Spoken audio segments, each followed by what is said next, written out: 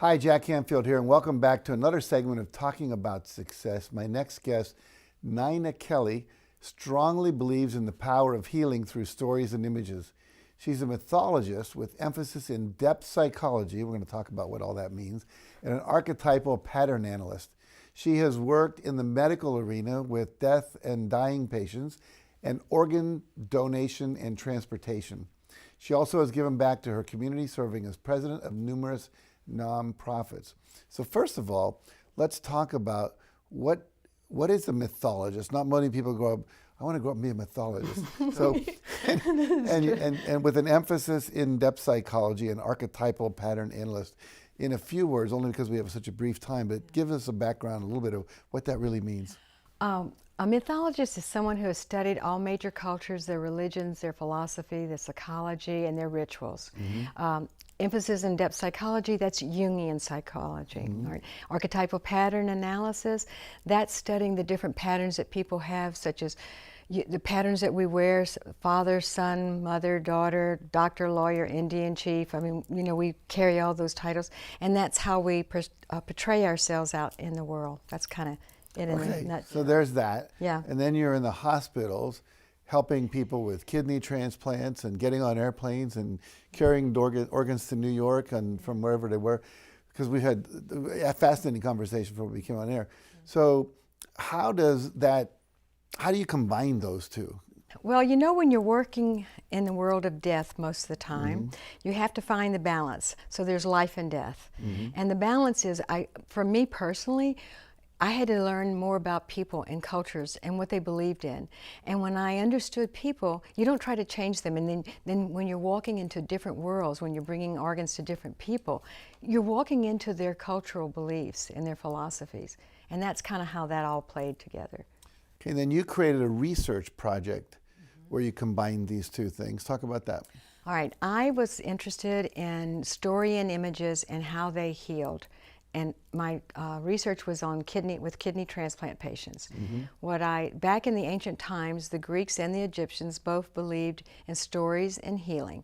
And so what I did was I took the transplant patients, or pre-transplant patients, and we talked about stories that helped them, that stories of love. We used images showing what they were going to receive. We took those images and implemented that and with their heart and their love and their compassion of themselves.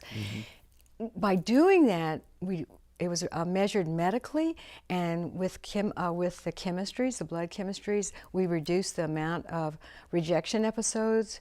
We reduced the amount of immunosuppression that they took. This is the medicine that you take to keep your transplant. They were able to get out of the hospital quicker. They had a better quality of life, and the key was that they all wanted to give something back to their community. It was fascinating. Now, we talked earlier, again, before we came on air, about when you were reading these stories, when you were helping them with little guided visualization, you talked about hearts and light. Share a little bit about that. Okay. In my world, we're taught to give, and we haven't been really taught to receive.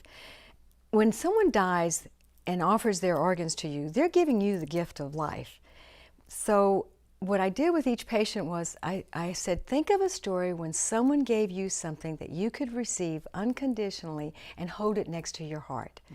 And what they did, I said, that's your story. That's your story when you become fearful.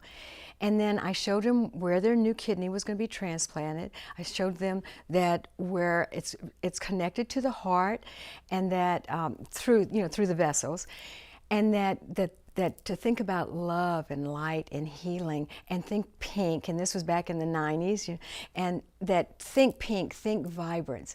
And every time you became afraid, think about the story of love, because you're taking something unknown into your body, and that's what we did. Now, it's interesting because my daughter-in-law has a kidney transplant. Her father gave her a kidney. She had a disease, I don't know what it is, it's very rare, but basically her kidneys failed. And so I wish I'd known about this really? 3 years ago. So you're doing the new project now, where you're working with children, I think. Yes. And using mythology and stories. So talk about that. Okay.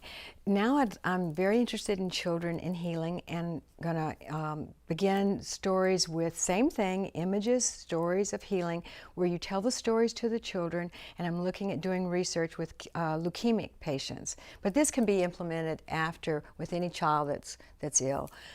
And want to do the same measurement, but tell the story to the child initially, have them in a relationship with the book and the images, and have them, encourage them to take ownership of healing, because healing yourself through love, healing yourself through images, healing yourself through compassion with yourself.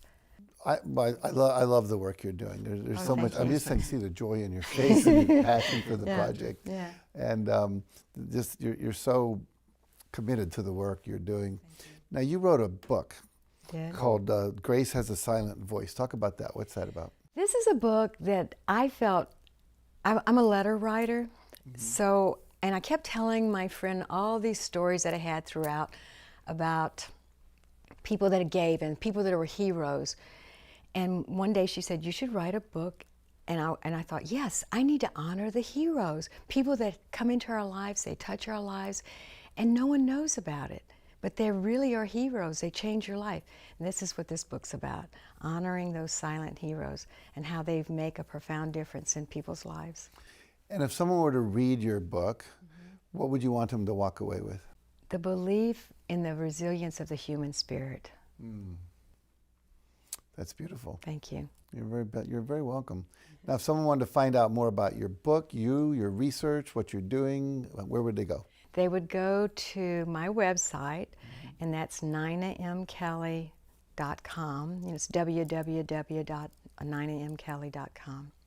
Very beautiful, very beautiful. Thank you. Well, I really encourage you to check out her website, check out her book, and if you have children that are, any time they might get ill or have a catastrophic illness, look for her book that'll be coming out of the new research, and there'll be other things like we talked about. You're going to have CDs and downloads from iTunes, all kinds of wonderful things. So keep her on your radar. There's more to come. So, and there's more to come for this show, so stay tuned. After this message, we'll be right back.